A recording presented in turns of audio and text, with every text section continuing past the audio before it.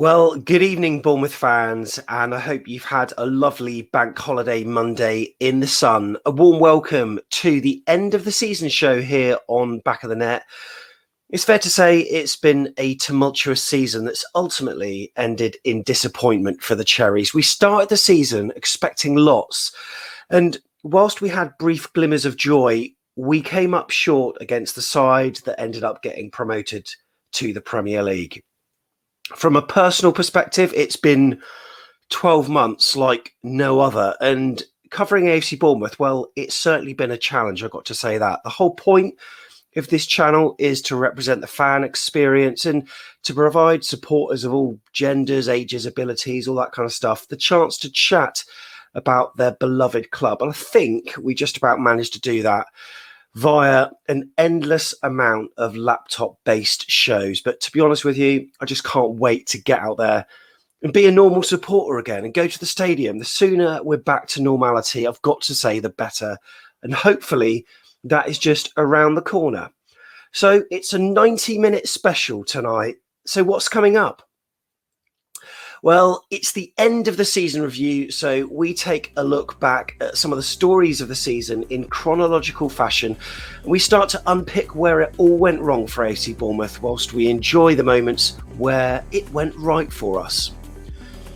We also have our end-of-season player ratings via a tier list, so it'll be really interesting to see where a number of players end up, I've got to say. Plus, who should stay and who should go? That's the question mark that we've got to be putting at the end of that sentence, because we've got to be realistic with the players that we are going to see released. But which ones should we keep, or at least aim to keep? We discuss the runners and riders. Plus, with the announcement due on who's actually going to be the next AFC Bournemouth manager, who's it going to be? A lot of us seem to be magnetised to the assumption that it's going to be Woodgate. I mean, why wouldn't it be Woodgate? After a certain managerial vacancy happened last time, then it was given to the number 2. Will it happen again? But after what's happened at Celtic, could a cat really be thrown amongst the pigeons within some Cherries fans' heads by the appointment of Eddie Howe? Could it happen? Nah, probably not. As well as this, we've got our Super 6, which has now finally concluded, and we learn who won the league this season. Plus, we tell you about the prizes that are going to be won by the person first, and also the top 5 too.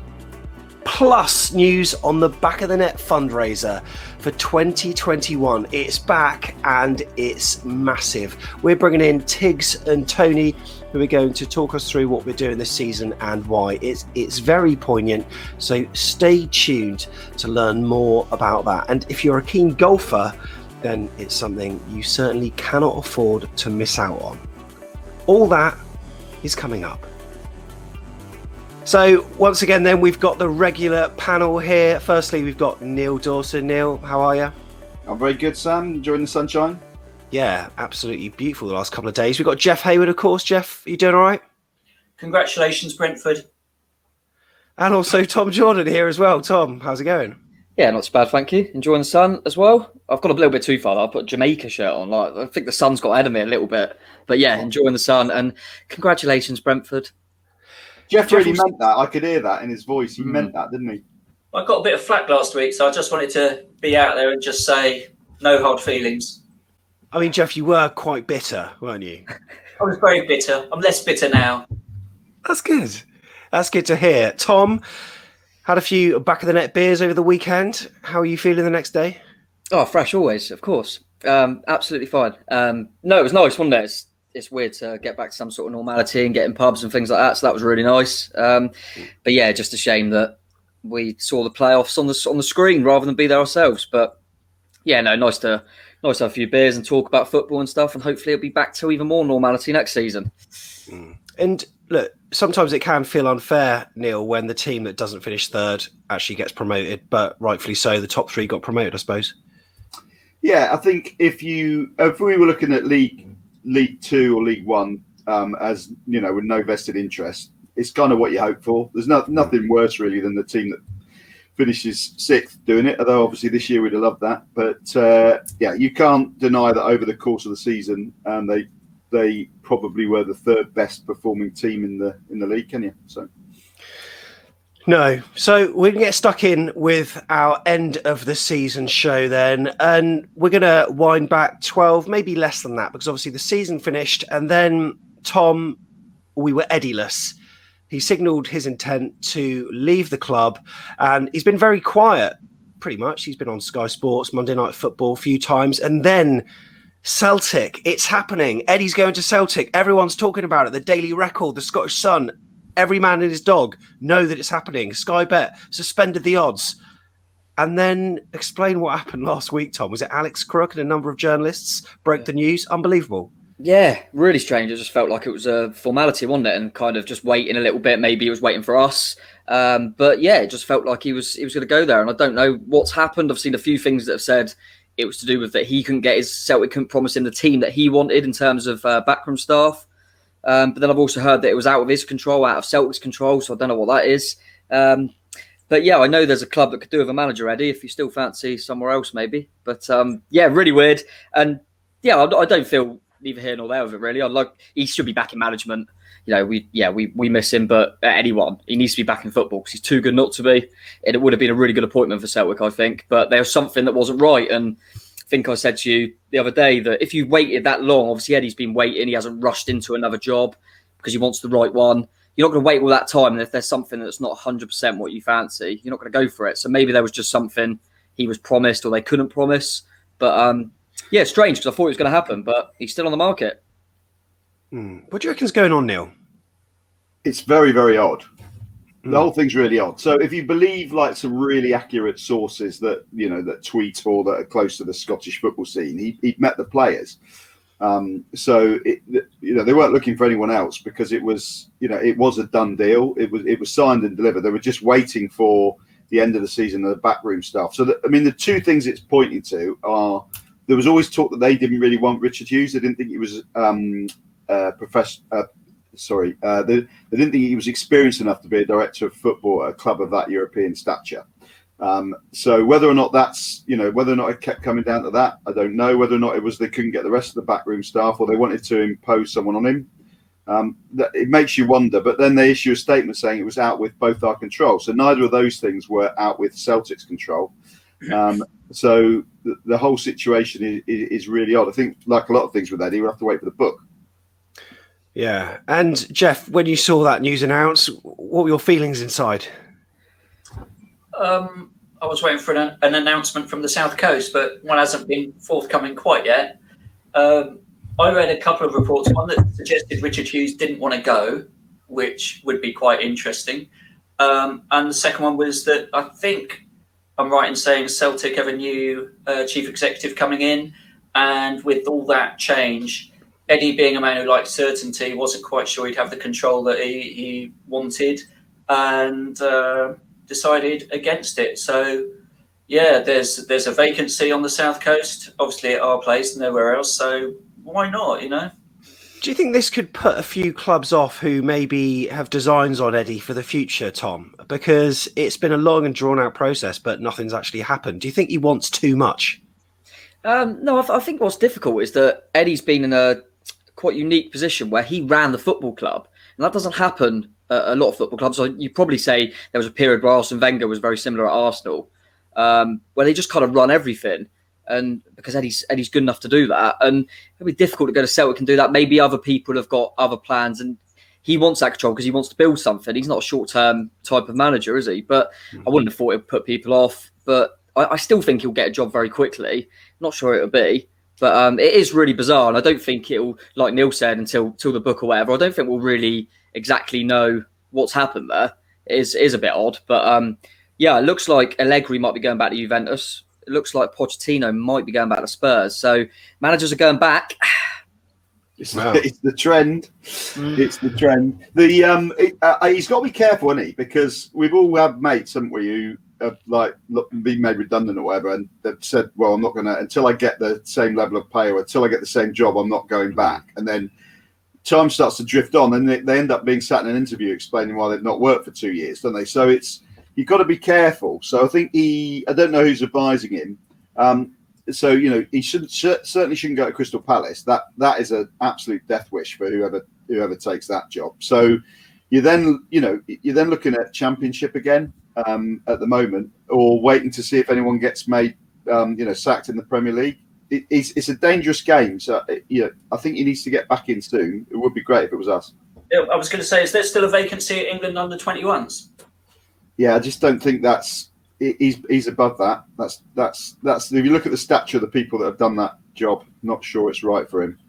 Yeah, I think like Sol Campbell's favourite for the job, isn't he? And people like that obviously haven't got the level of what Eddie's done. I think Eddie would prefer to be on the training ground more. You're in and out all the time with international. I think But that's what I was going to say. Now, why do you think that the Palace one wouldn't suit him? Just because it seems I was listening to Simon Jordan talk about it on TalkSport, and I think Eze's out, isn't he, for the season? Who's really key for them. Zaha, every year they go through that. Is he? Isn't he? By all accounts, he rules the roost. Bit the way like John Terry used to at Chelsea. He's not easy to manage. Roy Hodgson just lets him do what he wants.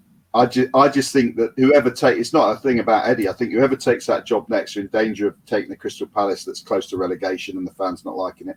I can't see them going upwards. Well, Eddie went, and then his previous number 2 got the job, and a lot of people were underwhelmed. Some people were nonplussed. Some people were satisfied. In a word, how did you feel about it, Tom? Jason Tyndall's appointment. In a word, yeah. Average, nothing. Like average, underwhelmed maybe, but I wasn't disappointed. I kind of thought, let's see what happens. No one was ever going to be a positive for me after Eddie, so should have just kept Eddie. But yeah, Jeff. Was okay. Yeah, it was the continuity choice, wasn't it? At the time, that's how it was sold to us, and there was an argument that we didn't have much time in pre-season, so best to have somebody who knew the players. I just think it was high risk. It didn't really tally with that statement that Max made at the start of the season about the ambition to get back into the Premier League, because JT, without any record of being a number 1 anywhere, he was unknown. He was an unknown quantity, and that inexperience, I think, showed at certain points in that season. And Neil, I'm sure you can maybe sum it up in a couple of words. Well, I thought we were sticking to one word, but the others haven't. So frustrated. I was frustrated because I just think, I still think we only really have one shot at it. We might be lucky enough to get a shot next year. Let's wait and see who stays as players wise.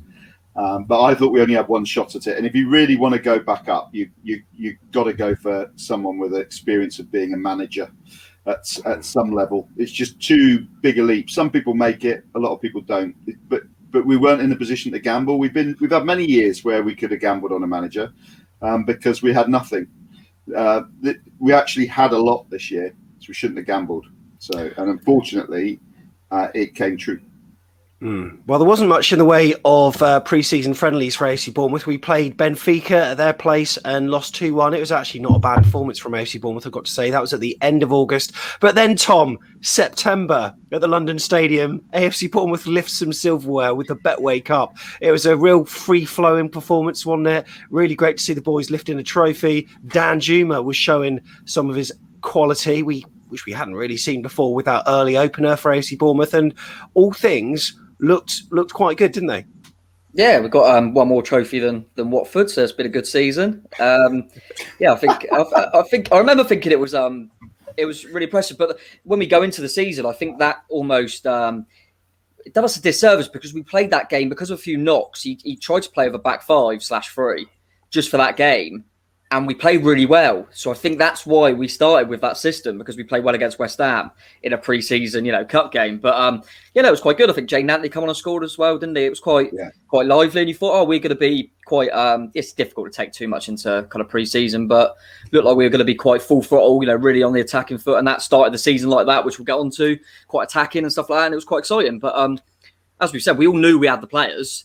It was just, it does feel like people at the top thought we don't really need to worry about the manager too much because the players will be good enough. Obviously, want to be the case. But we had quality and we showed it on that game. And Jeff, it was almost like the AFC Bournemouth of old, early doors, where we had to outscore teams in order to win matches. And the season started with a 3-2 win over Blackburn. We managed to overcome Crystal Palace in the Carabao Cup on penalties. It was a draw in front of fans at the Riverside Stadium, 1-1. We then went out to Manchester City 2-1 in the Carabao Cup, in not a bad performance by any stretch of the imagination. And then we finished the month with a 1-0 win at home against Norwich City, and that was, I think, Dan Juma on the score sheet again. So how are you feeling after that September? Because it wasn't too bad, was it? It was a decent start. The games against Blackburn and Norwich in particular were encouraging. I mean, we scored, I think, I don't know if it was 4, maybe 4 of the 5 goals were outside the box in those games. 3 of the 4 goals were outside the box in those games, which was really encouraging. The slight worry was that Middlesbrough game, because Middlesbrough defended deep, kicked us quite a lot, and slowed the game down, broke us out of our rhythm, and that became the template for sides to play against us, which became a bit of an Achilles heel, particularly away from home. It was. And I remember Dan Juma in one of the games wearing a Stay Strong Lloyd t-shirt, and he showed it at the cameras, and Lloyd Kelly was back in a couple of weeks producing horrible fouls on Watford players, which I'm sure we'll come on to as Neil talks about the following month. And Neil, during the month of October, started off really well in front of the Sky TV cameras, but a few frustrations here and there starting to creep in. Queen's Park Rangers drawn at home, Cardiff away. Yeah, inability to put games to bed, wasn't it? So if you look at, there was a stage in our season where the only thing that separated us from Watford and Norwich to quite late in the season was the amount of draws, and a lot of those draws were picked up in these early games. And it was just that you can see we switched a lot of stars. So that 5 at the back made us less likely to concede compared to Bournemouth sides of old, but it also made us less likely to score. And that was the frustrating thing, because we were in a league where really we could afford to concede. So we all know in the Premier League, if you go 1-0 down, you ain't going to score 2. And that was ultimately the course of last season. But when you look at those performances there, we had the team to score 3 or 4 in any game had we just played the formation that eventually Jonathan Woodgate played. But too often we didn't put enough games to bed. There was just too many frustrating games where you came away thinking it wasn't that we missed hatfuls of chances. We didn't create. We just weren't creating the chances, and that was the difference, really. But a lot more solid at the back. Yeah, and I think that nothing sums up our frustration as Bournemouth fans, Tom, than the following month in November, where you see that we lost to Sheffield Wednesday. We lost both matches to the team that finished bottom, yet we beat the team that finished top twice as well. That's how topsy-turvy our season was, and this is how it went in November. So obviously, I think Steve Cook got sent off in that first one, didn't he? Yeah, he got sent off, and they scored the penalty, didn't they? And then that was it. And it was a frustrating game, to be fair. But as much as it was nice to have that, we had that unbeaten tag, didn't we? The one in the country. But as we said there, a lot of draws, and it looks like that almost was a bit of a weird monkey off our back. Like we lost that game now, and we kicked on after that. By the looks of it, for the Birmingham game was very, very comfortable. I remember thinking they didn't offer much. And then the Reading game was the comeback game, wasn't it? And that was a really good second half performance. Forest, I remember feeling quite comfortable. Rotherham it reminded me of the Borough game that Jeff alluded to earlier, where, physical, defending deep sort of teams, really sit back and put balls in the box. I remember, I think both goals, at least one was a cross in the box. We seemed to struggle with that. But you could see that was going to be something that we found difficult to break down, them sort of teams. But we were still, without being, I never come out of many games thinking we looked brilliant, but we still looked like we had enough. And, we only needed to turn a few of them draws into wins. And I thought we're still going to be at least playoffs, but you still felt at that point that we'd get top 2, in my opinion. I still felt we had enough. And then in December, Jeff, it started off with a 3-2 loss at home against Preston North End. I think that's where, was it Scott Sinclair who scored a worldie, and they beat us. And then that seemed to kick us into action. 4-0 win away at Barnsley, a draw at Swansea where we absolutely battered them, yet didn't score. Huddersfield as well. December was the start of us starting to see things as Bournemouth fans, in that we were having games where we had lots of possession, had lots of shots, but just not putting the ball in the back of the net. And there were games as well where we played really well for periods of the game, but we didn't seem to be able to consistently do that for an entire match. So you came out of some of those matches. I remember the feeling after the Huddersfield game, which I think you were at, weren't you, Tom, as well? Because that was the first one back with fans, and you think 5-0, we look world class, and we struggle against Wickham. We go to Luton on a pretty average pitch, and Luton played really well. They played very aggressively against us, and we didn't look anywhere near how we'd looked a couple of games ago. And it was that lack of consistency, not being able to put a run together. It was almost like the wins didn't breed any confidence or self-belief. We just seemed to go from game to game, sometimes from half to half, not knowing what side would turn out.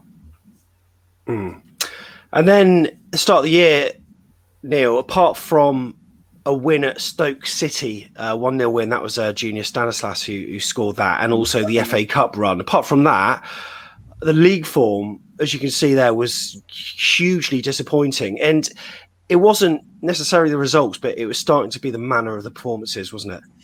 Yeah, so Millwall was a late equaliser, wasn't it, for Millwall? And that was they were poor, man, were they poor.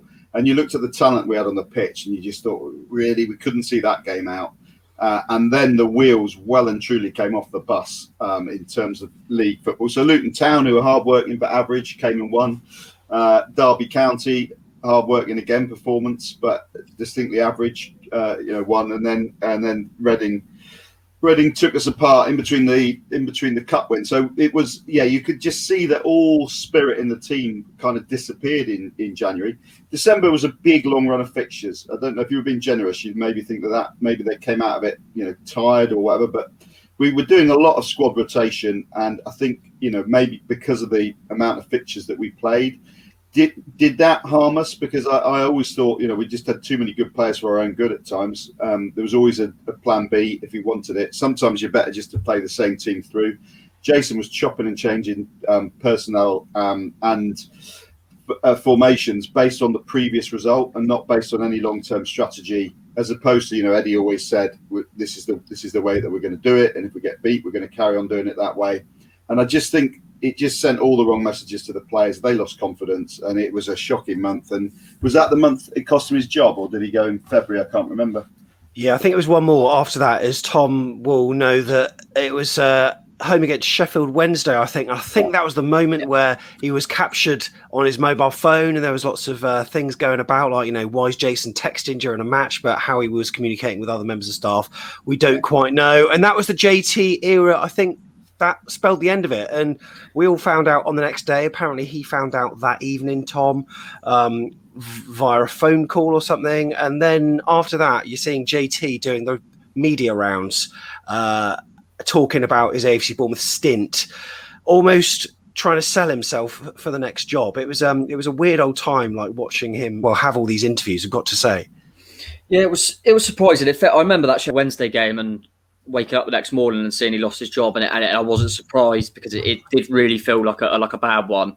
I think then ones that Neil was talking about there, they were really horrible teams that, like you say, were just working hard, and that was just enough to beat us. I think the Luton one was harsh. I think that was one where Lerma got a red card, which was overturned in the end. But yeah, we just weren't doing enough, and it felt like that Sheffield Wednesday one might be the final straw, which it was. From his point of view, maybe he's thinking, it's my first blip, and I've just lost my job straight away. But I suppose I think the fixtures were key as well. We weren't losing to good teams. Teams didn't have to be great to beat us, and the Sheffield Wednesday one was really poor. And I think, the people at the top just felt that it was time now. Otherwise, we might not get the opportunity. We might, if we leave it much longer. And then we kicked on, didn't we? And like I say, and Woodgate just stepped in temporarily. And I think it was the perfect fixture. Birmingham, I remember when we played them earlier in the season, just so easy to beat. I thought they were awful. And they kind of played, even though they're like the other sides that we struggle with, they're not like a real hard-working defensive team. They're quite open. They're quite easy to play against. And it was a nice fixture for Woody. And I remember weirdly, because he didn't use him much at the end, but Jack Wilshere was man of the match that day, scored a goal, was really good and ran the show for us. And then the Burnley one was, I really thought, well, we'll just get this out of the way. And we were brilliant. Yeah. Forest was back to kind of one of them frustrating ones. But yeah, then we got the job done against Rotherham. I'm trying to remember that QPR game. I really can't remember it very well. I think that's where we went 3 at the back. For you're some right. reason, Tom, wasn't it? Yeah. Yeah, he randomly changed, which everyone was, because obviously he'd started quite well, unbeaten, and then matched up with QPR, didn't he? I went to about 3, and it all went completely wrong. And weirdly, it was probably a good thing because it meant then we, kind of got rid of that. But yeah, and then Cardiff as well. So yeah, I forget the back-to-back defeats there, but that Watford one was big because I think after them back-to-back defeats, I don't think anyone. I remember talking to Watford fans, thinking, "There's no way we're going to beat you. No way. The way we're playing, you'll wipe the floor of us." And that was the performance that I thought the players are playing for Woody. He's got them in there. They're working their socks off, against the top team. And I thought that's a really good sign for Woodgate because it shows the players, like what he's about. And I can't remember which one he actually officially got the job. I really can't remember. Well, we had all the media speculation, didn't we, before Woodgate did get the job. And Jeff, I mean, we were loving it. We were doing our tier lists and we were putting Slavisa Jokanovic up there. We were putting Wagner up there, not the one from X Factor, and loads of different people that we'd been linked with. And lo and behold, it was this indirect interviewing process that the club said that they were doing on the training ground indirectly without him knowing it. And then he was given the job. It was a bizarre set of circumstances, but it went to the guy that worked under Jason Tindall. Bizarre. Yeah. And had a few days experience before getting the interim job. And then suddenly he's elevated to the top job. And Joe Pasquale was very upset, I believe, as well. So there were some big names being talked about. Thierry Henry, John Terry, remember all that? Seems like an eternity ago, doesn't it? But it was only a few months. And yeah, it felt like it was inevitable. I think it was just after the QPR game, which was weird because that was actually one of the weaker performances that we put in as well, I remember. And also what was indicative of some of those games, the individual mistakes that had characterised some of those poor performances against teams like Wednesday when Cookie brought that player down for the penalty and got sent off, and the Preston game where we'd given away a few soft goals. We were repeating those same mistakes. So it wasn't just under Tindall that the players were a bit lacking in confidence, a bit fragile. We were prone to that throughout the season, and ultimately cost us in that playoff semi as well, didn't it? So.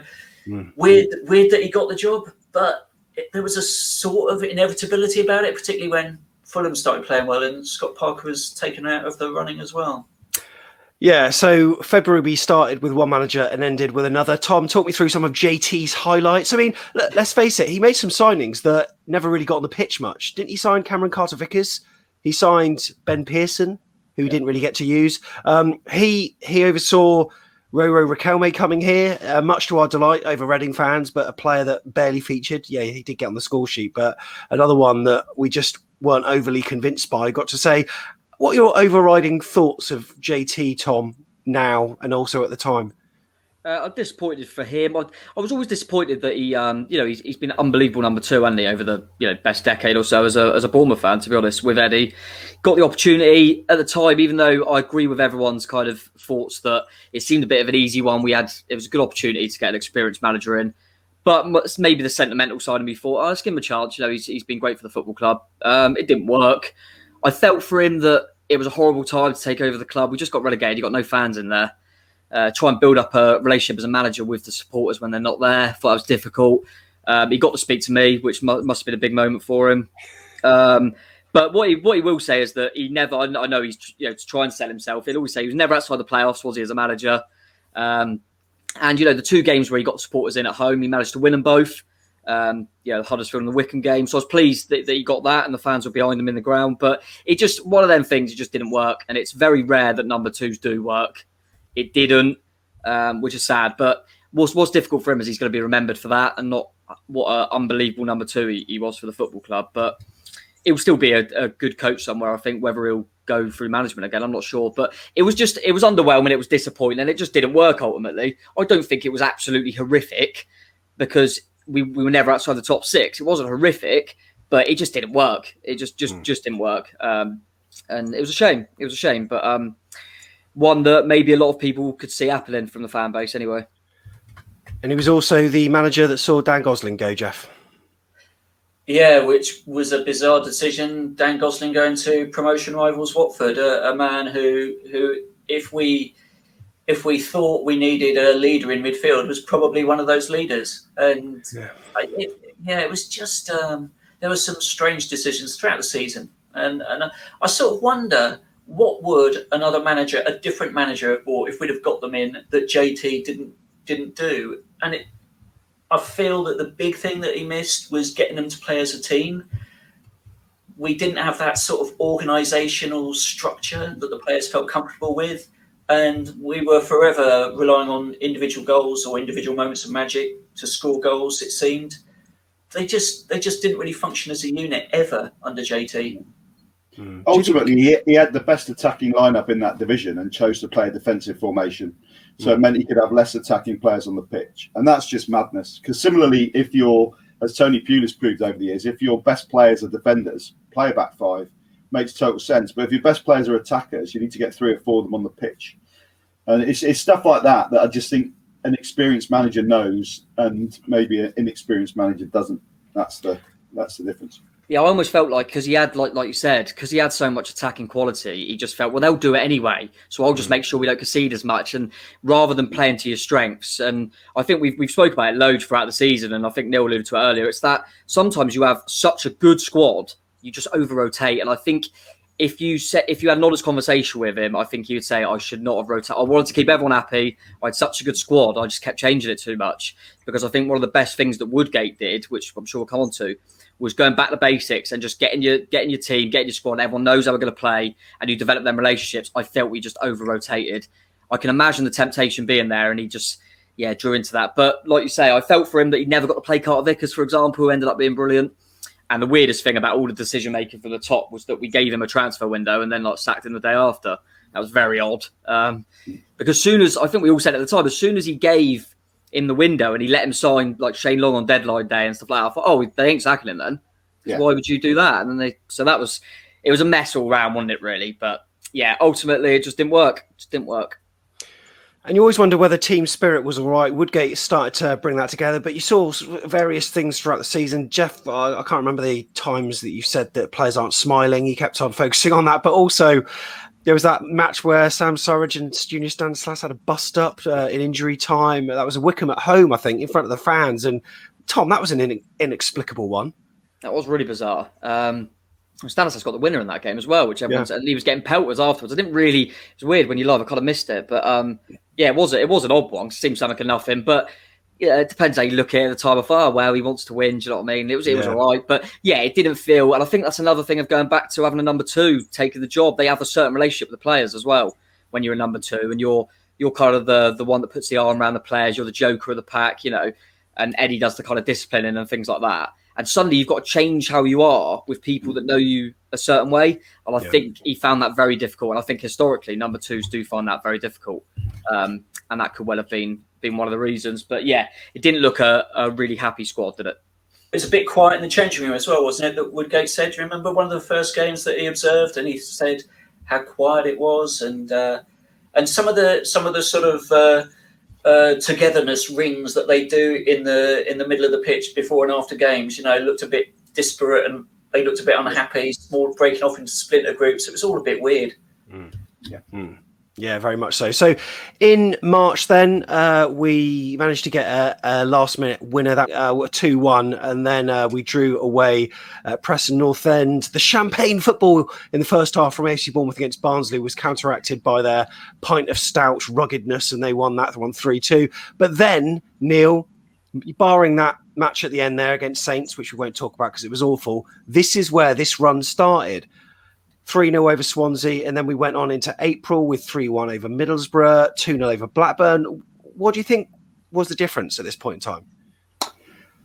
Well, they played the formation that I think every fan wanted to see. They played 4-3-3, and they left. So Danjuma was not playing as a wide midfielder. He was playing as a wide of a front left with less defensive responsibilities, and he really ran the show through this period. And whoever played on the right, similarly, was given freedom. So the players, it was always going to take a little while once you put that in place for everyone to gel and understand it and build the relationships, that Eddie's sides always had. So once they got it kind of nailed down and switched, and I think he came out in the press and said, we're not going to be changing it. This is going to be the formation now. This is my formation and I'm sticking to it. And, we did have a very, very talented squad. We, arguably the most talented squad in the division. I believe that. Some people disagree with me, but, we comfortably beat the top two. I think they took 1 point out of us out of 12, which tells you what you need to know. Not the best team, not saying that in a million years, but we had the best squad. So if you line the best squad up, with I think Woodgate's an average manager. I don't think he's a great manager, but similarly, I think he wasn't as bad as Middlesbrough fans probably thought he was. Different circumstances, and again, suffering from coming up through the ranks, like we just talked about with JT.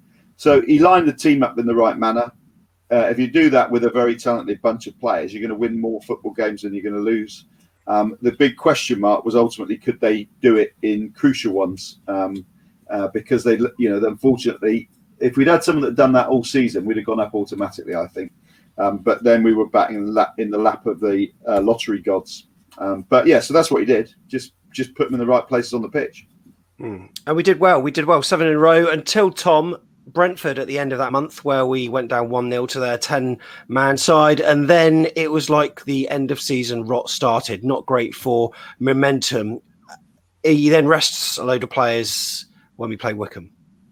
Yeah, it was one that I think he was always going to have to answer, depending on what happened in the playoffs, because it could have gone two ways. Where you could have just carried on with the same team and just hope you don't get an injury. If you do, everyone would have said, "Why didn't you rest them?" You rest them and lose, and then you go, "Why didn't you keep the momentum?" It was a difficult one, and that's what Woodgate's getting paid to do. Ultimately, it didn't work in the playoffs. I think what it showed is that you rest all the players you want, but you just pick up injuries when you pick up injuries, because we rested all them players to try and not get any injuries, and we ended up in the second leg with no Steve Cook because he was injured, no Stanislas because he was injured, Pearson come off in the first leg injured, so it didn't really make much of a difference in that sense. Killed the momentum a little bit, maybe, but we did lose that Brentford game with our main side, didn't we, before the Wycombe one. But yeah, still went into them playoffs. He was hoping fresh. I could see why he did it. It was difficult, but yeah, it just weren't to be in the end. But I still felt quietly confident. Everyone was talking about that psychological edge Brentford might have because they'd done the double on us. There was all these little stats going, but then they done the double on Fulham, and everyone was trying to think these things through. But I always felt, like we've talked about here, is we had the players. It's just whether they turned up in the individual matches. And I think we'll look on the season and think that individual errors really costed us in big moments. Big moments, there's an individual error. And that's what happened in the playoffs.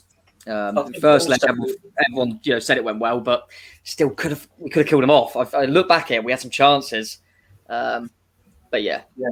I think also there was that favourite word you used much in the season, Sam, clinicality.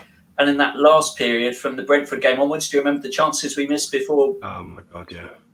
Yeah, and then chances we missed. I mean, Brooks hitting the bar when he's through against Wycombe. There were just little signs that we sort of lost our confidence in front of goal again.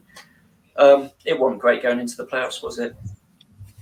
No, not at all. So Bournemouth, another season in the Championship then. It's the season that we were all excited to be going to the games. We couldn't.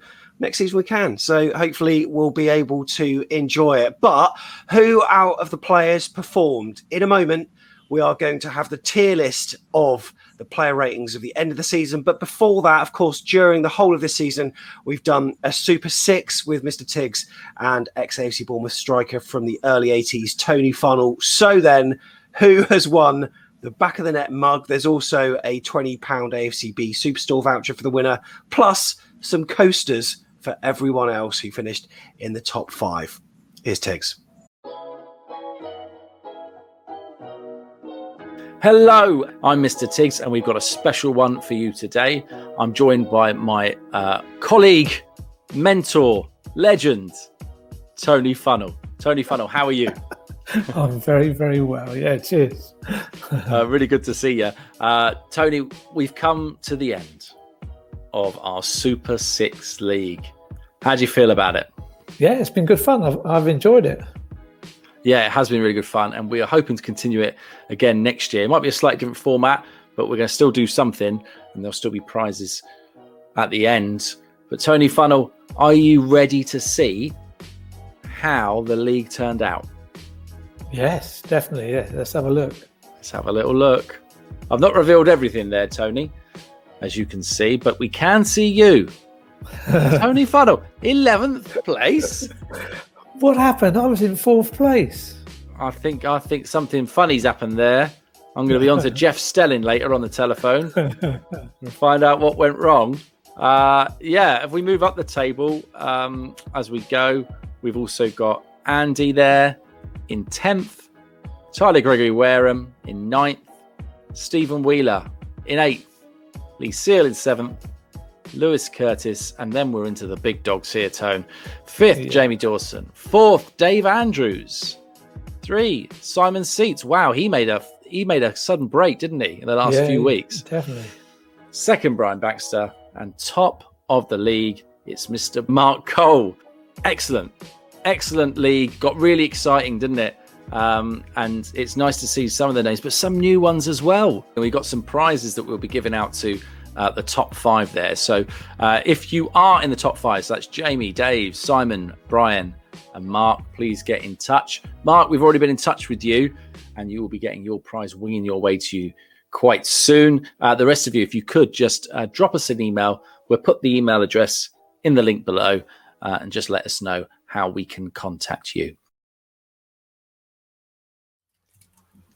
So well done, Mark Cole. Congratulations for winning the Super Six. I tell you what, I gave up halfway through, 3/4 of the way through the season, because I was awful with my predictions, and then quite often I forgot. Either way, I don't think I'd have finished inside the top 100. We'll probably do it again next season, maybe via Twitter rather than do it on the YouTube channel. But if you want to get involved, there'll be prizes to be won, excitement to be had. Get involved. Right then, it's time for the end of season player tier list. So this involves one of these bad boys. And there we go. We've got all our players that played significant minutes this season. So, for instance, we haven't got Birchall that had his cameo role against Huddersfield, but we've got 5 categories. Top of the pack, done their bit. Mediocre, could do more. We've got underwhelming. Then we've got may as well have stayed in isolation. That's harsh. Who wrote that category, Tom? I don't know who wrote that. So what we're going to do is grab a player, and then at the end of each one, we'll also say what we think we should do and what's the realistic outcome. Are they going to stay or are they going to go? Some of them we probably want to stay, but probably will go.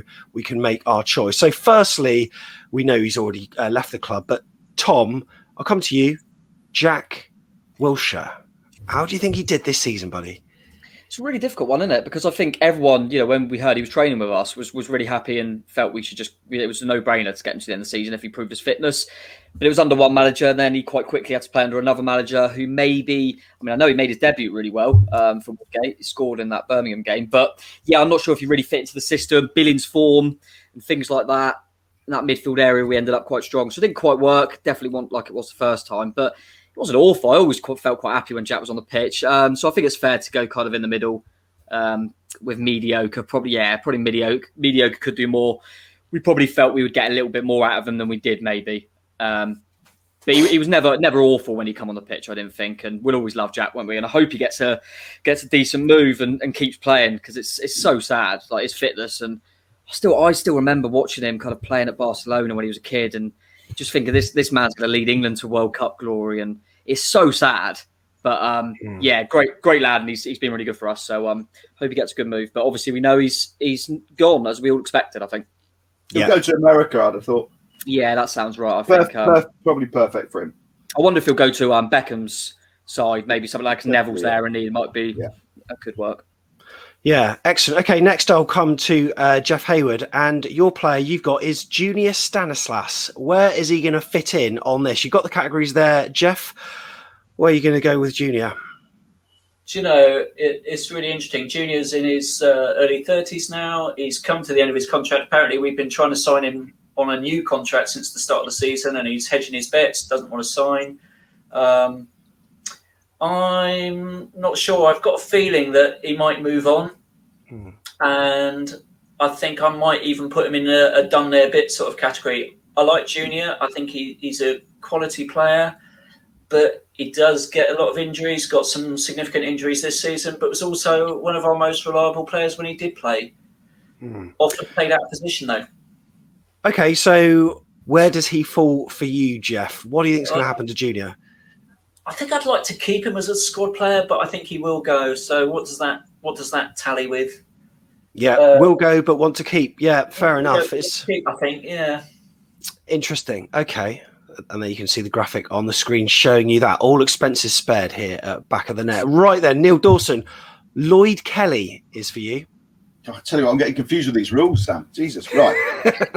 So, should have paid more attention. So, Lloyd Kelly, we had that wonderful left-back roulette that happened at the start of the season, didn't we? Where every game we were wondering who was going to be the one that would play, and we could watch them while wishing the other one had played. And that went on for a good sort of 6 months. And then Lloyd Kelly kind of wrestled the spot as his own, and then he put in some outstanding performances, I thought, in the last few games, which augur well, because I think we all thought he would be stunning at this level because he was for Bristol City, but he just didn't seem to be the same player. I don't know if it was he was being given different instructions, but you know the play you can see on YouTube gallivanting down the wing for Bristol City and firing crosses in.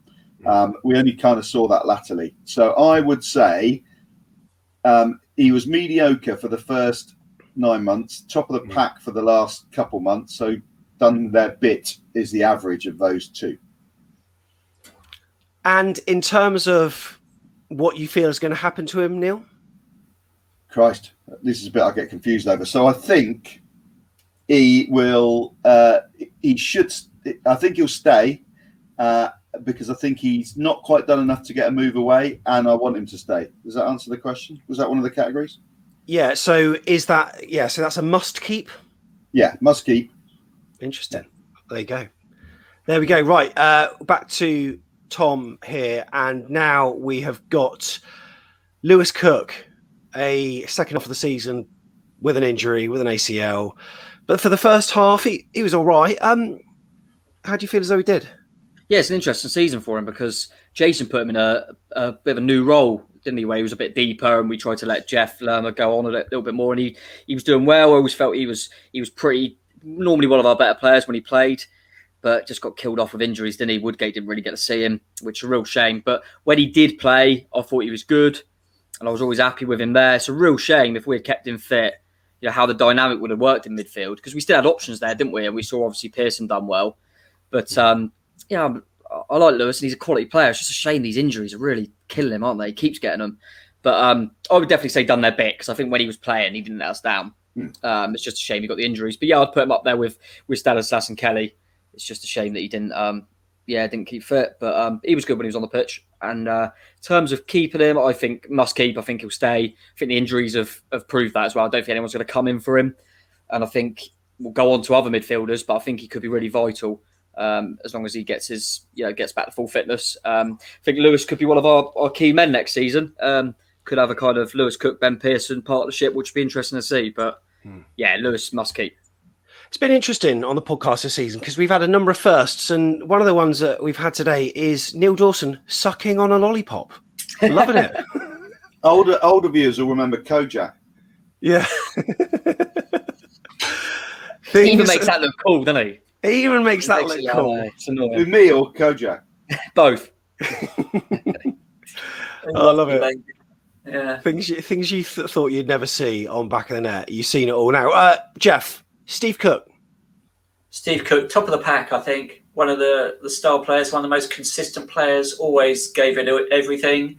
Probably one or two indifferent performances throughout 46 games, which was incredible. And I think it showed just how much we missed him in the Brentford game at their place, where we needed a cool headers captain, not a kind of irrational goalkeeper having a paddy. And Steve Cook, outstanding. I think we should keep him for another season.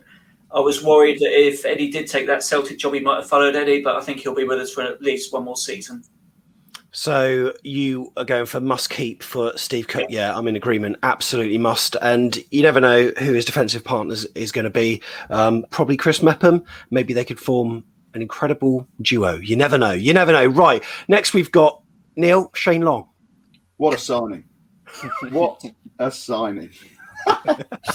What a shame, but Jeff was dying to get this one, wasn't he? Yeah, he was.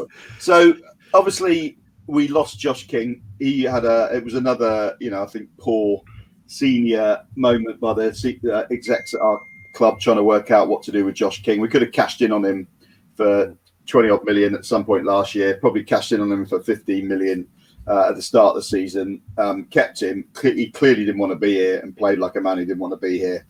Once we then let him go for peanuts at the end of the transfer window, we had a late emergency dash, didn't we, to who could we find who's quick and runs the channels because we didn't have that kind of striker, with Solanke and Surridge being similar. I think Shane Long was the only one that popped up on the list. Always going to be hard for a Southampton player coming here. Similar player to Josh King. He's had 1 year in his life where he scored lots of goals. I think he got 20 in the Championship many moons ago. Never ever looked fit. I think he was battling a few injuries, if you're going to be fair to him. Clearly, and may as well have stayed in isolation. And whatever the category is for, we won't be seeing him next year. Yeah, absolutely. Okay, next, Tom, we're going to give you Jack Stacey. It's an interesting one, this one. It is quite a tough one, because I think in terms of when we go to, whether we should keep, sell and all that stuff, I think a lot of it will rest on Adam Smith as well. If we go down a route of trying to consolidate a little bit, we have two of the best right backs in the league potentially, which is always difficult. I love Jack Stacey. I think he's quite consistent. Always puts a shift in, good energy levels and things like that. And for a lot of the time, he made Smithy have to go and play left, didn't he? But Woodgate seemed to fancy Smithy more, which was interesting. But yeah, I think we like Stacey. I think there's more to come from him. Yes, just seems like a really good character. You feel like you can rely on him. Yeah. I do like him. Whether he wasn't outstanding, but I still think he was. Yeah, I'd say he was alongside the three in that category have done their bit. I think he always played pretty well. I thought was quite consistent, kind of a 7 out of 10 all the time. And I think he probably now thinking I'd probably go must keep. I don't think anyone would come in. I mean, if you're a bottom half Premier League team, it wouldn't be a million miles away of looking at someone like him for a fullback role, because he's still young. But I don't think anyone would come in. So I think we'll be fine with him. He's in contract. So yeah, must keep, and happy with Stace. Right. Okay. Excellent. Next, we have got David Brooks here. Who's this? This is Jeff, isn't it? Yeah, David Brooks. Any one player demonstrated how inconsistent we were this season. It's Brooksy. He's got so much quality.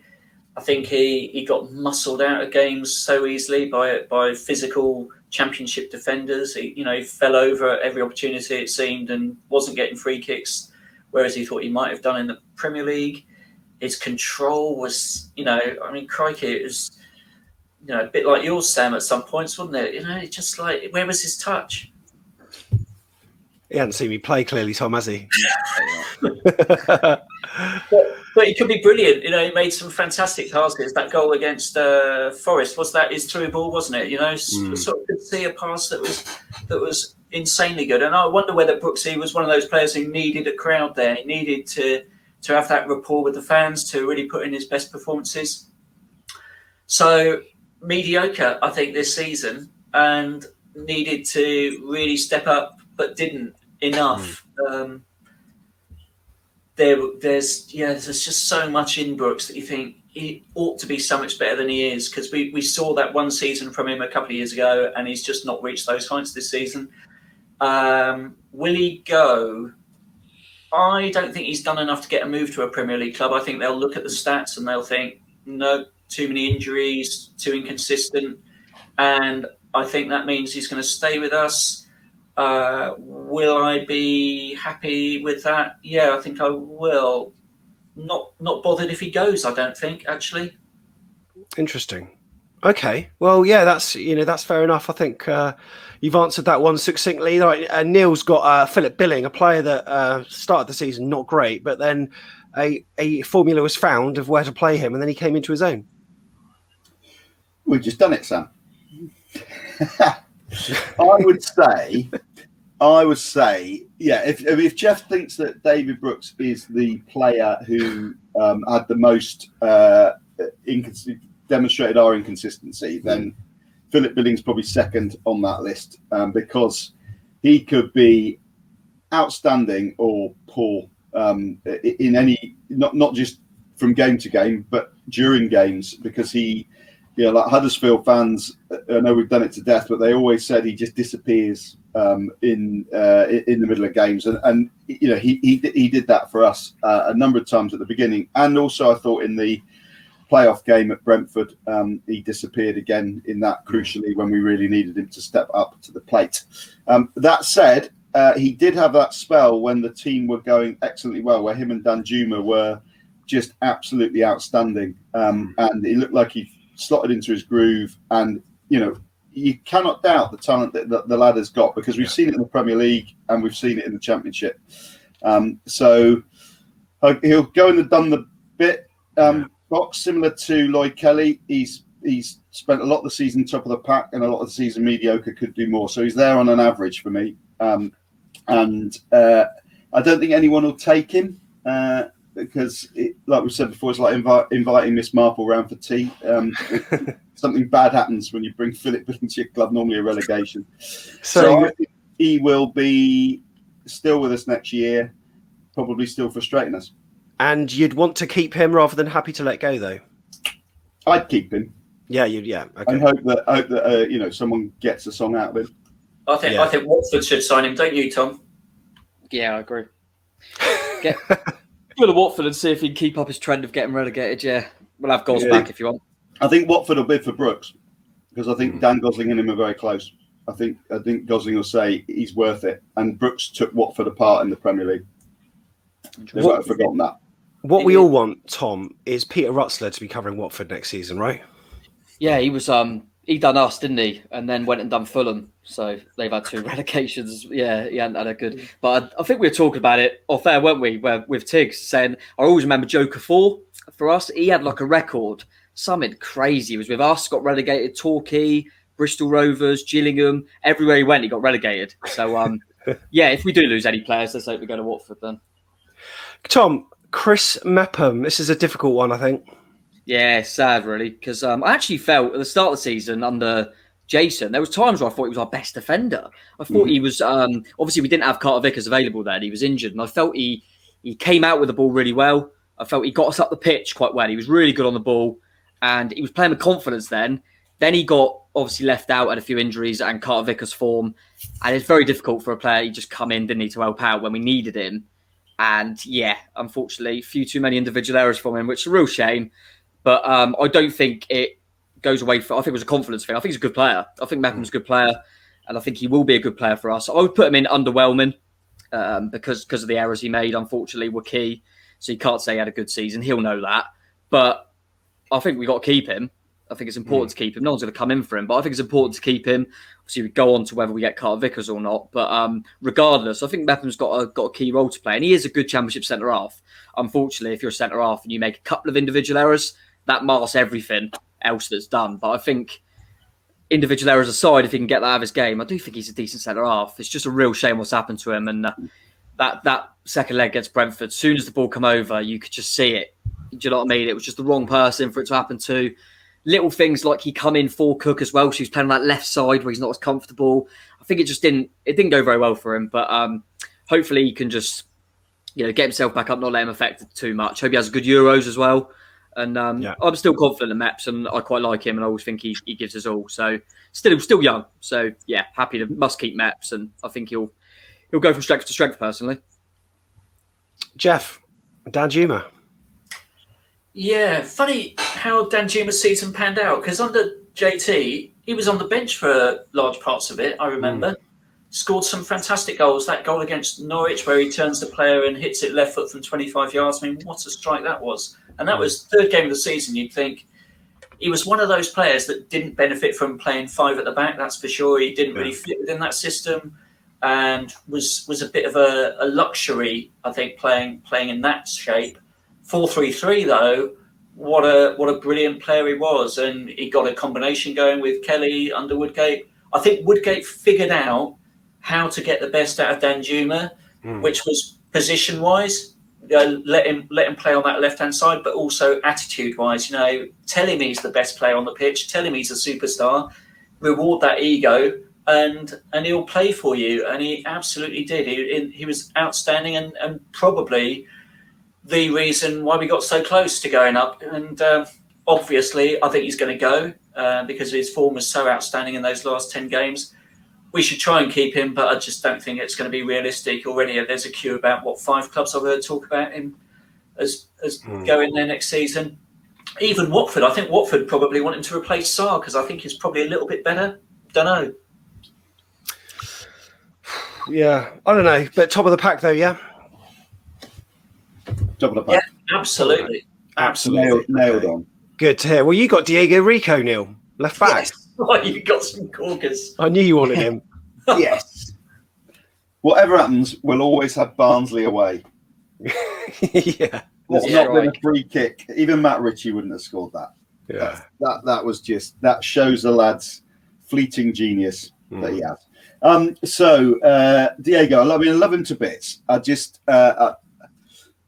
it pains me to say it, but he just has got too many errors in him. And I've never thought he looked comfortable in English football. He always looks, when he first joined, he always used to look like he was looking for instructions from people on the pitch to tell him where to stand and where to go, which I always put down to the fact that, Spanish football was different than, playing left back in England. There's an awful lot more getting up and back and than there is in Spain. But then after 2 years of kind of thinking he's still looking for someone to tell him where to stand or where to go or what runs to make, I just thought maybe he's one of those players that hasn't really adapted to England. So I think it may well be the last we've seen of him. I think he will feature for 50%. He'll feature for a club next year that starts with the word Real. Yeah. But it won't be Madrid. It might be Betis, might be Valladolid, might be Zaragoza. Don't know. Yeah. But 50% he'll start for a team beginning with Real next year. Okay. And in terms of where you think he ranks in terms of their... I hate saying this, but I think he's probably a bit underwhelming. I feel really bad because he's such a lovely guy. Yeah. Okay. Interesting. Right. Tom. Was that too harsh? No, I agree, probably. I'd agree. I weirdly thought he'd done really well when he come off the bench in the second leg, actually. He did. I think what's frustrating with Diego is always, like you said, he's quite likeable. He always gives his all. He makes some really big tackles, and you can see it. And you see him really pumped. And then a goal will go, and you think, where was Diego? What's he doing there? Positionally, he was a bit all over the place, and like you said, too many errors. But yeah, I would have wanted him to kick on, especially a league lower. So I think underwhelming. Probably agree. Yeah. Actually, yeah. There was one game at home, I can't remember where it was, where he was caught way out of position, and he became too. Yeah, it was, and he became too central, and it just cleared this massive bit of ground by where he should have been, which led to their third or second or whatever it was. So yeah, not I think their third actually. Not good. Right. Okay. So next we have Asmir Begovic. Tom. Oh yeah, well, he's top of the pack. Don't have to think about that. He's unbelievable season. Weirdly, how many games he kept us in, considering we finished near the top. I mean, we've just seen Ramsdale's got player of the season 2 years in a row for 2 relegated teams, and I always say that's because they get a lot of shots against them. So it's a bit worrying that Begovic was easily our player of the season as well. But he was class, wasn't he? That was something that maybe Jason does deserve credit for, that he brought him back. When we lost Ramsdale, I didn't really think I saw a future with Begovic. And then I think first game we had Travers, didn't we, against Blackburn? Yeah. And then it was obviously Begovic, kind of heroic, so to speak, in the penalty shootout. And we never looked back from there. Did Travers make a blooper in that fixture as well, that Blackburn one as well? Yeah, one kind of went through him, didn't it? Yeah. But I remember at the time they said that Begovic was injured, and I thought, yeah, sure, he's obviously going. But he actually was. But yeah, never looked back from that. Obviously, over the course of the season, when he played as many games as Begovic did, I'm sure there's a few goals that he could have kept out. But the amount he kept us in was just unbelievable. He was fantastic. But the next part of the question is where I might have to be a little bit controversial. I think we've got to get rid. He's on a lot of money. Yeah. I think we need him to go, which is mad. But I just think if he's our highest paid or one of our highest paid, we've got a good young goalkeeper coming through. And I think now is the time to just say, Travers, is your opportunity. And we can't afford to have a goalkeeper like Begovic on the wage bill, in my opinion. I always felt if we didn't go up, Begovic's got to go. Will anyone, as much as Begovic has been brilliant, will anyone come in knowing his wages at his age? I don't think so. That's the problem. Yeah, so I think it sounds ridiculous because he's brilliant, but I think we'll end up stuck with him potentially. Whereas I think we kind of do with him go. It's a really weird one because I love Begovic, player of the season, top of the pack, will be amazing for us next season, but I want him to go, but I don't think anyone will have him. So then we're stuck. It's really weird. But I think it's really difficult. I think because I don't know the finances at the football club, it's hard to say because obviously on ability alone, must keep. But in terms of if we believe he's one of the highest paid, if not the highest paid, I think we need him to go, but I don't think he will. So I think we'll probably be stuck with him. But he is a weird one, Begovic. Anything can happen with him, I think. We'll rattle through these next lot because we've got a golf day thing to talk to you about, and that's a huge competition and a fundraiser as well for Melanoma Focus, which Tigz and Tony Funnell are going to come back and talk to you about shortly. Plus, we'll have to just briefly talk about Eddie as well. Will he? No, surely not. Could he? Maybe. Firstly, Sam Surridge, Jeff. Underused. Did put in a couple of really great performances. Barnsley away being one of his man of the match performances. I thought Burnley away was outstanding in that game too. The shape of the team and Solanke and the way Solanke plays didn't really suit a partnership with Solanke. So really tough on Sam. I think if anyone's going to feel hard done by, it's Sam. He might seek a move away to get regular first team football, particularly if Solanke stays. But I think we should try and keep him. Done their bit, I would say, but only had a bit to do because he should have been used more. Okay, interesting. Yeah, seems to be agreement. Neil, you've got Dom Solanke. Yeah, so Dom Solanke. So he worked his socks off all year. That's for sure. I mean, I think controversially, I think his season was fairly disappointing for a guy of his pedigree and the money that he cost and the power and strength that he has. I just think he's working hard enough, good enough. He scored what, 15 goals, was it? So, there's been a lot of average championship strikers that have got closer to 20 or 20 and above. He was playing in a side that scored goals for fun for a lot of the season. I think we were, for a long stage, we were the highest scorers in the division. I think he worked hard, but he should have provided more goals. He isn't dangerous enough in the air for a man of his height. I'm not his biggest fan of him as a player. I think we would have done a lot better with a better centre forward. But you can't fault the guy for the amount of work he put in. So I will put him in the category of done his bit just. Done his bit just. And look, do you think he'll go, Neil? No. So would you consider him a must keep, or would you just be happy for him to be kept? He's not a must keep. I think I personally, if I was made manager of the football club, I would make signing a centre forward our number one priority. Interesting. Okay, Ben Pearson, Tom. Pearson obviously only with us a short space of time, so that's all we can go off, and he's top of the pack for me because when he played, he was just sensational. I thought he was brilliant. I thought he developed a really good partnership with Jeff Lerma, controlled the midfield so well. I mean, a key thing was that I remember, regardless of the fact that we had Steve Cook out of that second leg, wasn't as harsh on us fans because we were so happy that we had Ben Pearson, and that says a lot because obviously he was in a doubt. Thought he was brilliant. I can't wait to see more of him. He's a must keep, obviously, and I think we'll be fine because he's only just come in. But love what I've seen of him so far. I'm really looking forward to seeing more. Really good signing. And if that's one of the last things Jason left with us, then cheers for that, Jace, because he's top player. Yeah, build a side round him. Definitely. Jeff, I think you'll be very happy with the person that you've got, and you'll be pleased, just like many local men. My number two, Jeff, in the world, actually probably number one. Actually, Self-love is important, Jeff. He's been pretty good, I think, this season. I'd sort of say sneaking into top of the pack because we'd want him on the pitch more times than we wouldn't, and when we didn't have him on the pitch, we missed him. I think, if anything, he was better in the first half of the season when he was banging in goals from outside the box, which he sort of stopped doing in the second half of the season. I think we missed that. He was played in a slightly more withdrawn role in that 4-3-3 setup than he had been used to.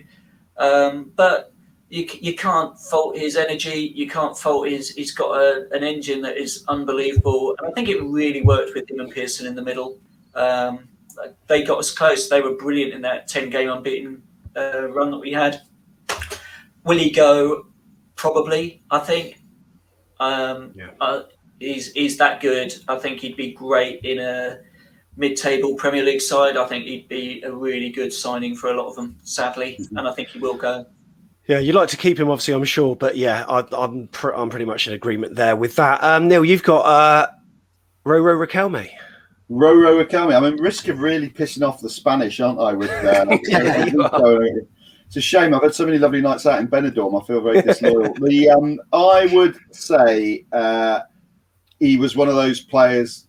File him in the box with sort of like Max Gradle, Juan Iturbi, where we've tried to sign a continental winger and they've not been quite up to the rigours of the wide role in British football. You can't doubt he's got endless potential. I think it wouldn't surprise me if we see him popping up in a Champions League team in 4 or 5 years' time. But he's got a lot of work to do on his strength, and so underwhelming for me.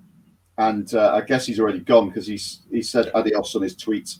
Yeah, very true. Right, back to Tom then, and you've got Cameron Carter-Vickers. Yeah, I think he's, once again, very similar to what I just said about Ben Pearson. For the time he played, he was outstanding, wasn't he? So he's got to go top of the pack. I think it's interesting as that tier list is making itself up. It just proves what we said. We've got bloody good players. It just didn't work together, did it?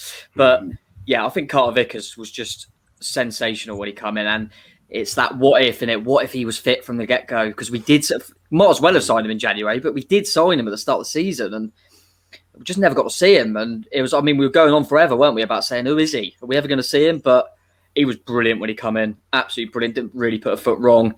I'd love us to get him. I cannot see it. I'd be shocked if there isn't a Premier League club that has a go. Or you don't even know who the next Tottenham manager is going to be. But you would have thought if you're a Tottenham manager, you'd want to have a look at him when you see how well he done in the Championship. And if you had a look at him, you'd have him in the squad.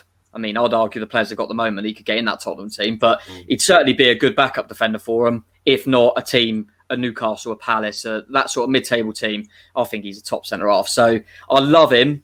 I'd love us to be able to get him, even if it was only another loan or if we'd somehow better sign him. But I don't think it's going to happen. I can't see it at all. I think he'll go somewhere else. Yeah, I think he's like Tommy Elphick. I think he's a top Championship centre-half.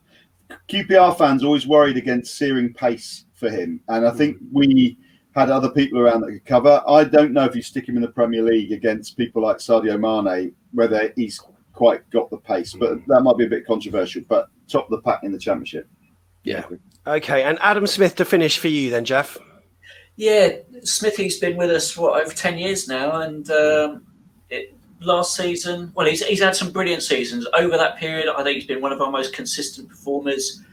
Solid whenever he came off the bench. Could play left back or right back, and would do an equally good job. Full of energy, intensity, great at falling over, getting fouls. Could score important goals as well. And I think you look back at some of those Premier League seasons he had and think last season, how does that really compare to Smithy? Because it wasn't quite up to his standard. He had some games where he was outstanding, other games where you thought he's just a bit stale. And I feel he's been a fantastic servant of the club, but I just think, like Junior, he's out of contract. He's got his options open. He doesn't want to re-sign again. I think he's going to go somewhere else, and I think maybe he probably needs a new challenge. Okay, interesting. So where's he going to finish in the tier list? Top of the pack, done their bit, mediocre? Done their bit, I think. He was sort of good, but sort of not good at times as well. So just above mediocre, I'd say. Okay, so there we go. There is our finished tier list. There we have it. So out of the 6 players, let's give ourselves a player of the season. We're probably going to do our own awards that are going to be ran in a future show. But for now, between those 6, can we pick ourselves out a back of the net player of the season, the panel's choice? Tom? Yeah, I'm going to try and be a bit different because we all, Dan Juma, unbelievable, wanted some moments of magic. Begovic, we've all said about how brilliant it is. So I'm going to go for, as I'm sure none of you are that surprised, I'm going to go for Mr. Consistent who never let us down, Jefferson Lerma. I think it gets overlooked when a player is that good, that regularly. I just think it gets overlooked because it's, especially in that position, I always remember when we got promoted, Andrew Sermon always got overlooked. And I thought you need someone like that. Was he our best player? Maybe not. But I'm just trying to get a different point on it. And I think that I keep going back to that Southampton game. And the first thing Woodgate says was, we can't do it. We miss Jefferson Lerma so much. And I just think you don't notice it until he's not there. And fortunately, he's normally there because he hadn't had too many injuries. He'd go off with Colombia and he'd still play on the Tuesday night. What a warrior. And and I love him. So I think just because consistency levels, I can't remember him having a really bad game. So I'm going to bet outside the box. I'm going to give it to Jefferson Lerma. Okay, for me, mine is Steve Cook. I just think he's been absolutely solid at the back, and we've missed him whenever he's not been there. I absolutely love him, and just wish he was there in that second semi-final, because I think that second leg match, because I think it could have been so much different. Jeff? Yeah, I lean to agree with you, actually, Sam. I think Cookie for that consistency, and we did miss him in that final game. So, yeah, with you on that one. And Neil? Danjuma for me. I think his goals that he scored, had there been fans in the stadium, we would have remembered a lot of those goals. I think he really suffered. It's such a shame that if he doesn't play for us again, I think if you did a montage of his moments and his goals this season, had we all been there in the stadium, that they would have been phenomenal memories for all of us. And I think because we weren't in the stadium, it's allowed us to look at other players in better detail. But this would have been Danjuma's season with a full crowd. Great stuff. Singing his name, and I think he'd have produced even more in front of a crowd. But anyway, brilliant. Okay, so totally non-agreement. Yeah, and this is why we're going to have some awards at some point later. Well, soonish. Now, before we say our goodbyes, in tribute to former Cherries player Brian O'Donnell, we're doing our Back of the Net fundraiser this season, raising money for Melanoma Focus, and the prize, 4 of them, are to play a round of golf with Tony Funnell, Harry Redknapp, Tony Pulis, Graham Souness, and Matt Letizia. Come on, here's Tigz and Funnell with more details. I'm Mr. Tigz. Last year, AFC Bournemouth fans from all around the world were excited to see a Back of the Net golf day. And Tony, the Back of the Net golf day is returning, isn't it? Yes, we're returning this year, yeah. And last year, we had Harry Redknapp, King of the Jungle. And people said to me, Tony, we can't possibly top that. But Tony Funnell, you've only gone out and topped it, haven't you? We have, yeah. It's a special occasion this year for one of my former colleagues at Bournemouth. And we've managed to get Harry again, plus Tony Pulis, Matt Letizia, and hopefully Graham Souness. That's amazing, Tone. That is amazing. And also maybe a few of your friends, ex-Bournemouth players, might be about on the day as well.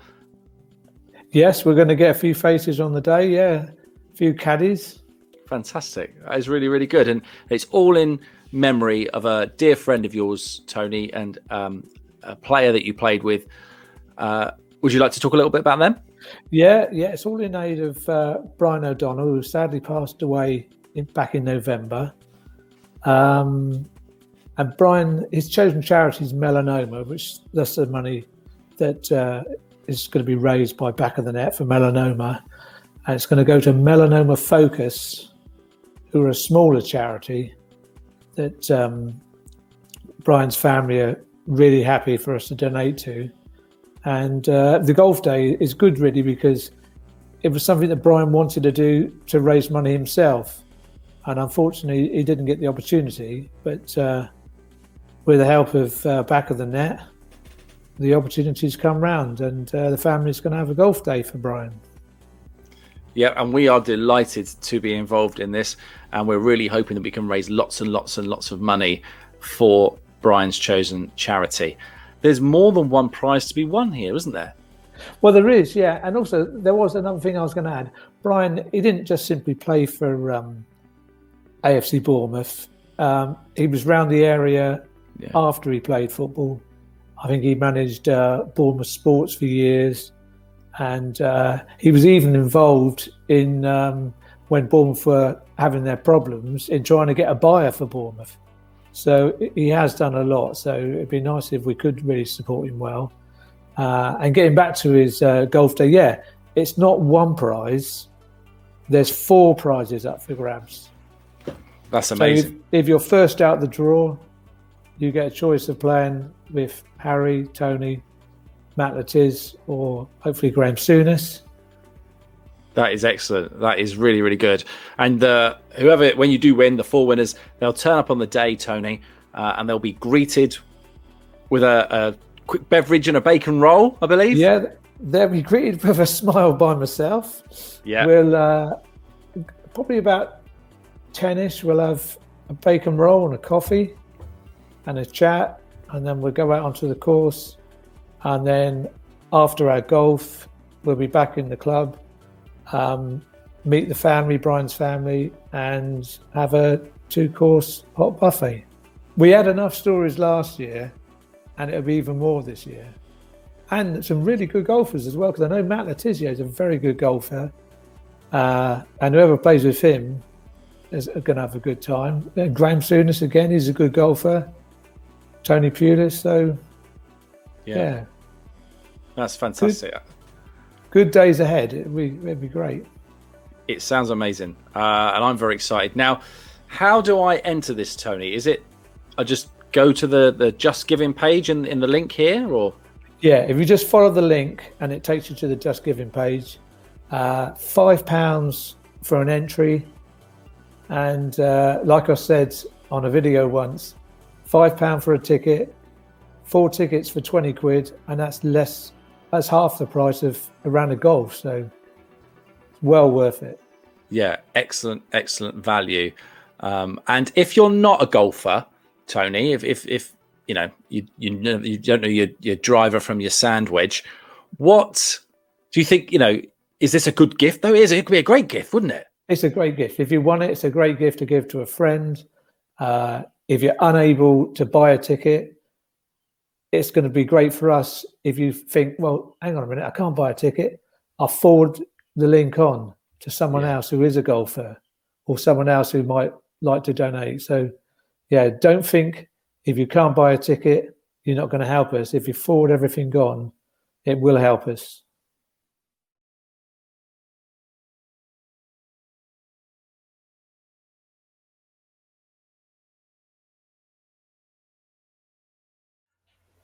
Amazing. What a prize that is. So yeah, be sure to visit the link below to get donating. Basically, every £5 that is donated is one entry to the raffle. So you can put as much as you want towards it, or even if you want to just contribute anyway, a couple of quid you can do.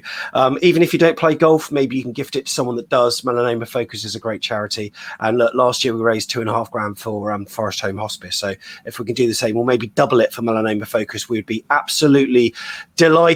Right before we say our goodbyes, we start the show by talking about Eddie Howe. He's not going to come back, is he, Tom? Oh, never say never. Never say never. You just said it twice. Yeah, shout. I don't think he will, but there's that little part of me that thinks, could he? I don't know. I mean, would you want him? Would you want him though? Of course, I want him, Sam. Shut up. Yeah. He could, no, but he's that type. I mean, at the end of the day, in the Championship, he gets promoted. In my opinion, he would just get promoted. He'd get the players playing. It's an interesting one as well because it is almost like we were saying earlier about maybe Celtic want the right project for him and stuff like that. It might even be like a new project come back to Bournemouth now. He'd have to build a new team. He might like that. I don't know, but I'd love him to come back. I mean, he could go get another job and lose every football match. I'd still take him back, to be honest. But I'm not sure it'll happen. But it's nice to dream anyway.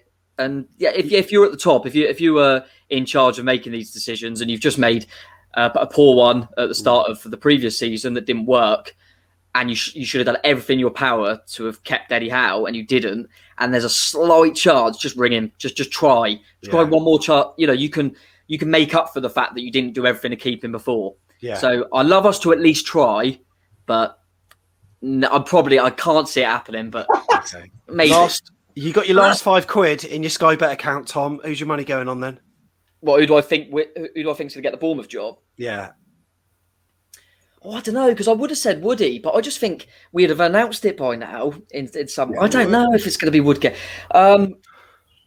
It wouldn't surprise me if they're going to try and get Scott Parker.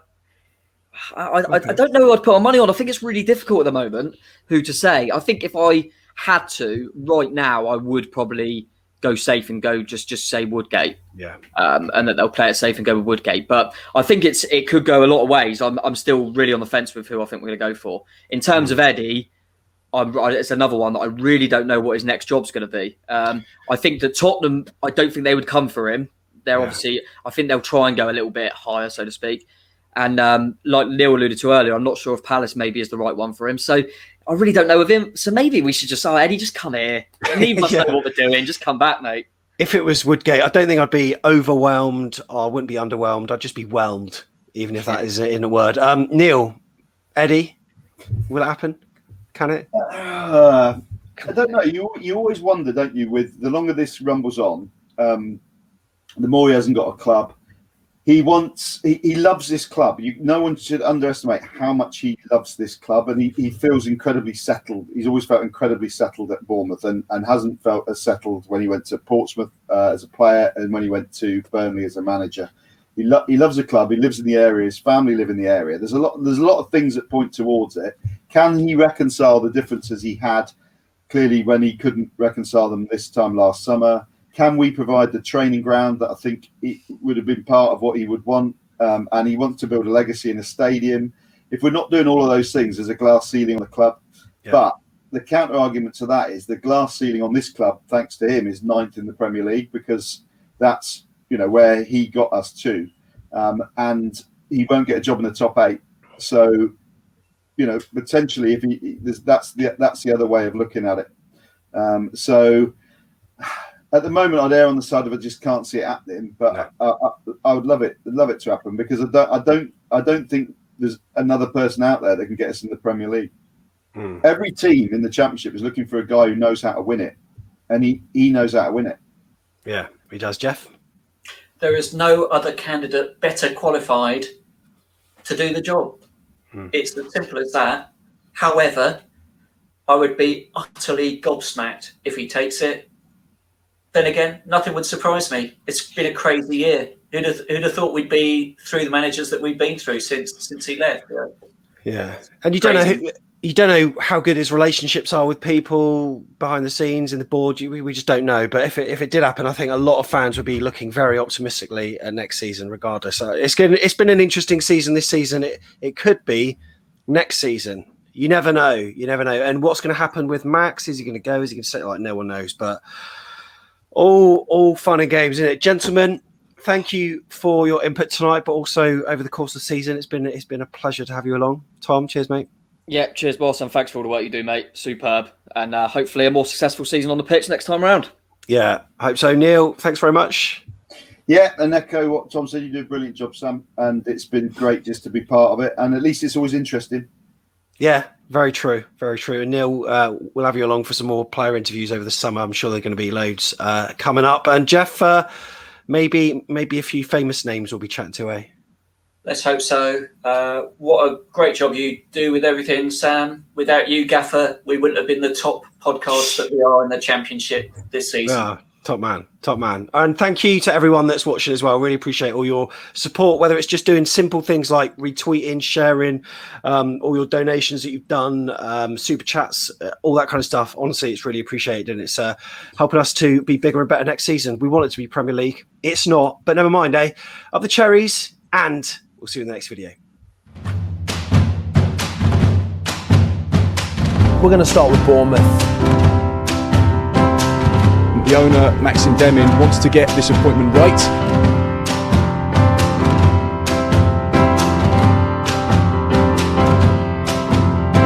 This week is to tell you that Jason Tindall is taking over. AFC Bournemouth were confirmed champions of the Betway Cup. Outscore teams, edge of the sofa football wasn't perfect. Let's be honest with ourselves, but we're winning football match. We got the 3 points, and that's what's important. Right, it's full time, 1-1 between Borough and Bournemouth, and we 100% deserved at least a point from that. Cherries tonight have been knocked out of the Carabao Cup at the hands of Manchester City. Norwich City lose 1-0 at the hands of Bournemouth at the Vitality Stadium. As Charlie Daniels has sealed a switch to Shrewsbury. We're still unbeaten, so it's not too bad, but of course, in the grander scheme of things, it's pretty crap, isn't it? Another lockdown. Unfortunately, tonight there wasn't a lot to be that positive about, was there? No, there wasn't at all, Sam. It was, bad from start to finish, I thought. Personally, I think you're sugarcoating this loss to us. and we're a massive club. We're bigger than Bournemouth. And Jefferson Lerma has been accused. It's been alleged that he's had a little bite. Oh, and breathe. It was a roller coaster that turned out to be rather delightful in the end after a really sloppy first half. We might not be there in person, but we are all cheering you on and we're really enjoying it. So cheers, Jason. Thanks, man. I really appreciate your time as well. So it's all happy days. 2-0 win against Nottingham Forest. Well, let's start this properly. Give credit to Preston. They could have watched Rotherham on Saturday. They didn't do that. They brought their away form. You might have seen the news that AFC Bournemouth will be able to have fans in the ground. Well, that was all right, wasn't it? Oh, amazing. There's nothing like a 4-0 away win in Yorkshire in pouring rain to get you started in a really good mood, is there? Tonight, Cherries were made to rue a series of missed chances at Brentford Community Stadium. Yeah, to be honest, I think if it hadn't been an 11-day break, I think he would have had to have freshened it up because the team at Luton looked a bit jaded, didn't it? If we're being consistent this season, it's in being inconsistent. Good evening, Bournemouth fans. Just like my hair, that was dreadful. In all seriousness, that was a bad one, wasn't it? Jason Tindall has been fired from Bournemouth in his first season as a full-time manager. I would take Joe Pasquale before I took Tony Pulis. Jonathan Woodgate has been appointed by AFC Bournemouth in a short-term deal, so says the website, to be... What's a goal? What's a goal? Get to that king! What's a goal? Lloyd Kelly! Who threw the goal? This is a chance now! Chance to Donfield! No scores! Tom!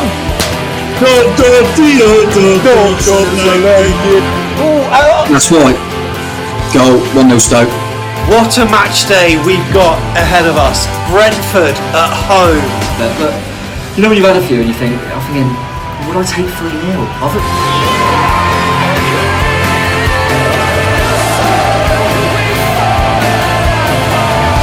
No way! Oh my God! Well, if they score a goal, the tie's over. Yeah. Still, they go.